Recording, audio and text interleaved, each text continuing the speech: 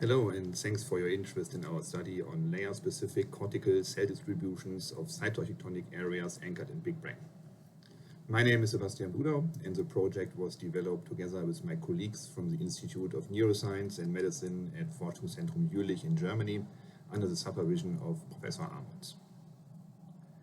Brain simulation, AI research, and other neuroscientific fields are using microstructural measures like regional cell counts to model regional differences in computations and simulations. In order to provide reproducible and precise cell numbers for the analysis just described, we decided to use the BigBrain model as databases. The BigBrain model is a high-resolution reconstruction of a human brain. For this model, a brain was cut into 7,400 sections, which were each 20 micrometers thin, and they were stained for cell bodies. Subsequently, all slices were digitized with 20 micrometer resolution and they were three-dimensionally reconstructed. The combination of 20 micrometer thin sections and a digitalization with 20 micrometer in-plane resolution resulted in an isotropic resolution of 20 micrometer, which already enables 3D histological analysis.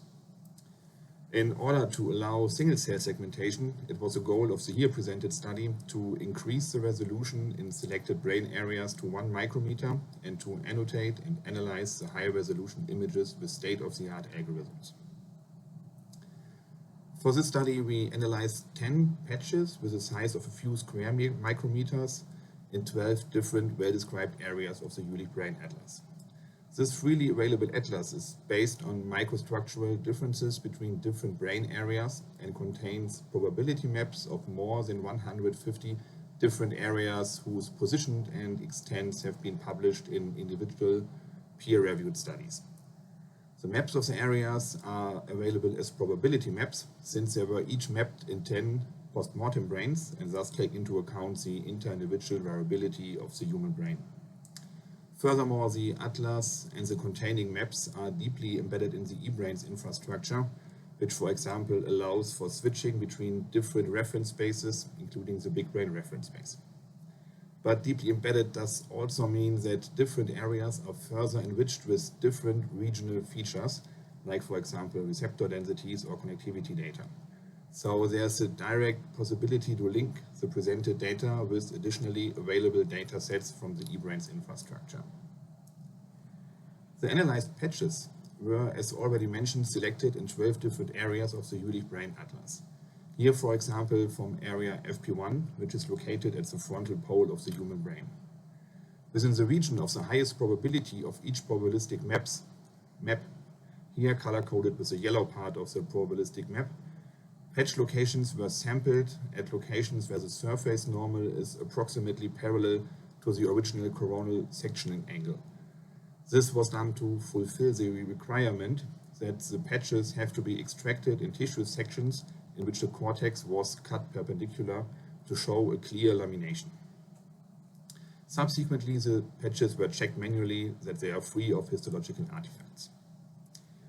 As a final pre-processing step, the patches obtained in this way and their coordinates were transferred to the BigBrain reference space.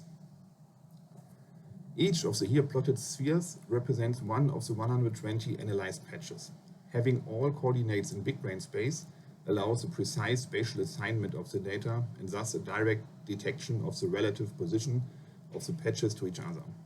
However, the greater advantage is the precise anatomical information of the BigBrain model itself.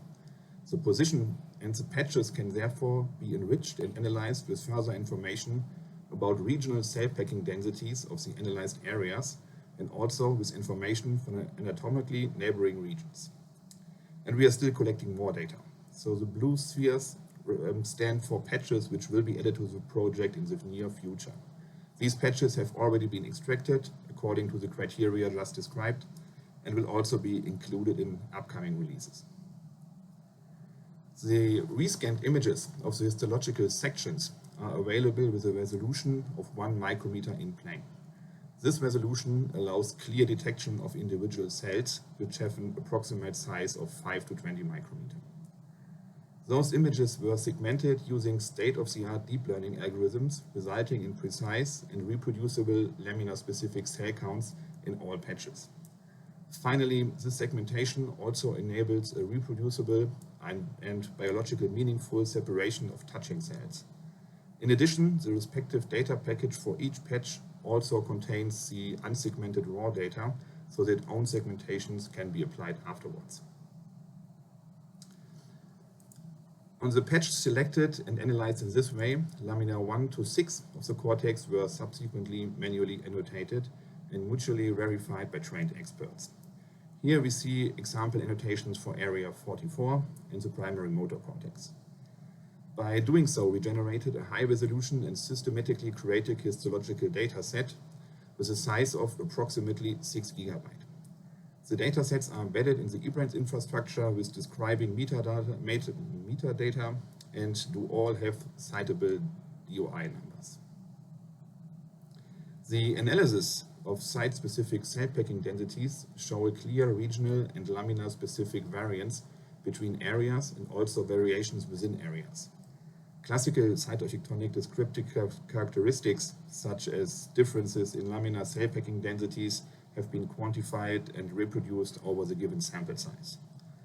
The siibra Python library provides easy and programmatic access to all datasets so that they can directly be included in own analytical workflows and scripts.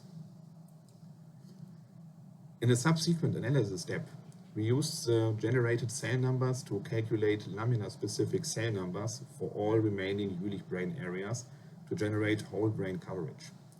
The cortical laminar annotations of the BigBrain model, calculated in Waxdühl et al., were used to extract laminar-specific gray values intensities and the positions of the analyzed patches in the BigBrain model.